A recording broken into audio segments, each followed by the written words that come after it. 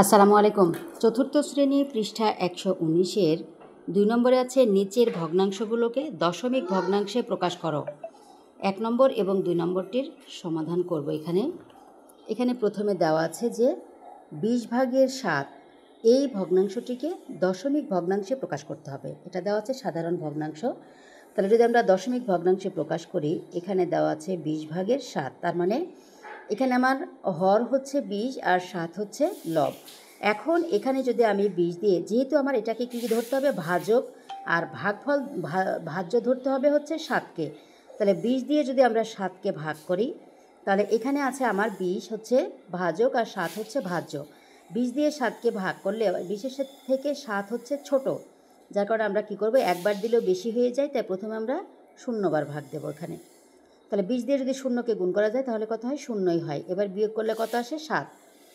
এখন এখানে 20 দিয়ে আমরা 7 বিয়োগ করে, মানে এখানে 7 বিয়োগ করে পেয়েছি, কিন্তু ডানে কোনো সংখ্যা নেই।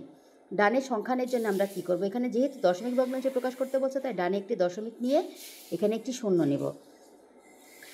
0 এবার 20-এর ঘরে 70 পর্যন্ত নামতে পারলে 3 20-এ 60 আর 4 20-এ 80, 4 বার দিলে বেশি হয়ে যায়, 3 বার দেবো, 3 20-এ 60।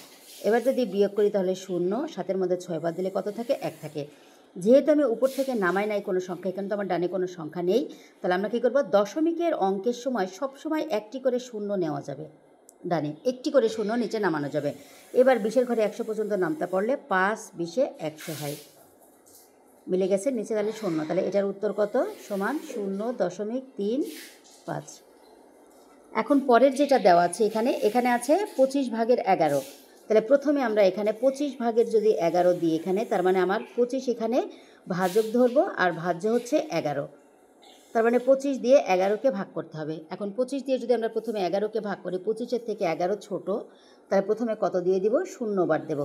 0 বার যদি গুণ করে তাহলে 0ই বসে। এবার যদি বিয়োগ করে দিই তাহলে 1, এই 1 এখানে বসে গেল। তাহলে 25-এর চাইতে যেহেতু 11 ছোট, আমরা কী করবো, এবার দশমিক ভগ্নাংশের জন্য এখানে একটি দশমিক নিয়ে আমরা কী করবো, ডানে একটি 0 নিয়ে নেব।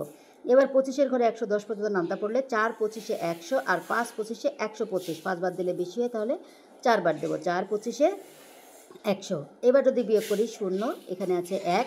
25 দিয়ে তো 10কে ভাগ যায় না, যেহেতু আমার দশমিকের অঙ্ক, তাই ডানে একটি 0 নেব। 25 দিয়ে 100 পর্যন্ত নামতে পড়লে 4 25-এ 100, তাহলে মিলে গেছে। তাহলে এখানে উত্তর কত হবে, 0.44।